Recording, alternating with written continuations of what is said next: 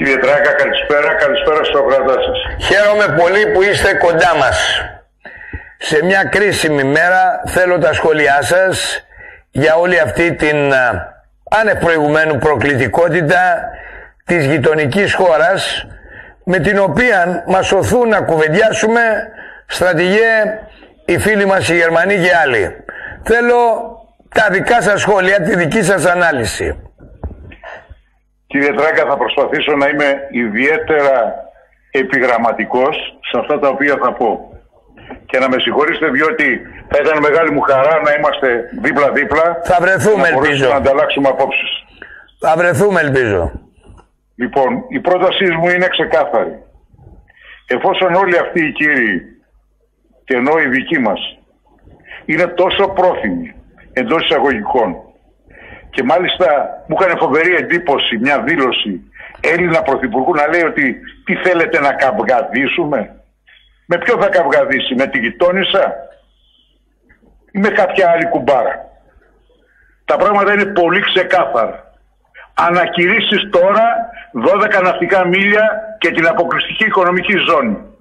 Κοινοποιείς όλα αυτά στον ΟΗΕ, στην Ευρωπαϊκή Ένωση και στο ΝΑΤΟ και αποδεσμεύεις τους κανόνες εμπλοκής και τους προειδοποιείς ότι σε οποιαδήποτε παραβίαση του εθνικού σου χώρου, είτε είναι θαλάσσιος είτε είναι αέριος, τότε θα λειτουργήσει όπως προβλέπουν τα εθνικά σχέδια της πατρίδος μας. Τον βυθίζεις ή τον καταρρίπτεις. Τα υπόλοιπα είναι αστιότητες. Αυτή είναι η άποψή μου και δεν νομίζω ότι έχω να πω τίποτε παραπάνω. Μπορεί να είμαι γεωστρατηγικός αναλυτής, μπορεί να έχω τίτλους, αλλά δεν νομίζω ότι είναι πλέον εφικτό να αναλύσουμε άλλο τι.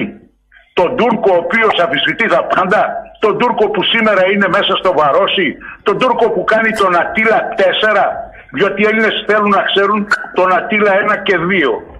Το ότι επικίστηκε το νησί και πάνε να ισοφαρίσουν πληθυσμιακά το κατεχόμενο βορρά με τον νότο, δεν το λαμβάνουν υπόψη τους. Το ότι αυτή τη στιγμή η Φράου Μέρκελ είναι προκλητικά τουρκόφιλη, όπως και ο Στόλτεμπεργκ, ο Γενικός Γραμματέας του ΝΑΤΟ, που όταν καυτηρίασα τη συμπεριφορά του όλοι νόμιζαν ότι αναφέρθηκα σε αυτό που κάνει το βράδυ. Όχι κύριοι, δεν μπορείτε να κοροϊδεύετε την πατρίδα μας, αλλά αυτά δεν μπορώ να τα πω. Ούτε εγώ, ούτε εσείς, κύριε Τράγκα, διότι δεν θέλουν να τα ακούσουν. Όχι, δεν μπορώ να τα πω. Και όχι ο Τούρκος.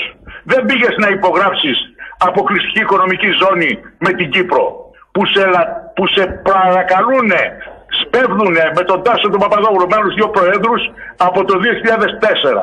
Τι να πούμε άλλο, κύριε Τράγκα, για όλους αυτούς οι οποίοι διακυβεύουν την εθνική μας κυριαρχία και δεν σέβονται τίποτα? Να πούμε για την κυρία που ανέλαβε να μας γιορτάσει τα 200 χρόνια από το 1821. Με όλους αυτούς τους τυχάρπαστους, τους εθνομηδενιστές, σε ποιο θέμα να αναφερθούμε? Τι να πρωτοπούμε? Νομίζω ότι εδώ πρέπει να ολοκληρώσω. Στρατηγέ, μια ερώτηση ακόμα θέλω να σας κάνω.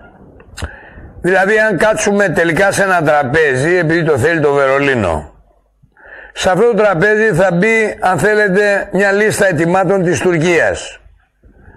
Μπορείτε να μας περιγράψετε τι μπορεί να κάνει οποιοσδήποτε διαπραγματευτής όταν η Τουρκία ζητάει σε πρώτη φάση εξυγχρονισμό της Λοζάνης, δηλαδή κατάποση του μισού Αιγαίου? Θέλω τα δικά σας σχόλια πάνω σε αυτό. Τι μπορεί να κάνει αυτή η κυβέρνηση? Μα όλο το παιχνίδι εκεί παίζεται, κύριε Τράγκα. Όταν εμείς συζητάμε μονάχα για τα θέματα που μας αφορούν όσον αφορά την Αιγαλίτιδα ζώνη και για τις θαλάσσιες ζώνες, όπως λένε τώρα, την αποκλειστική οικονομική ζώνη και την υφαλοκρηπίδα,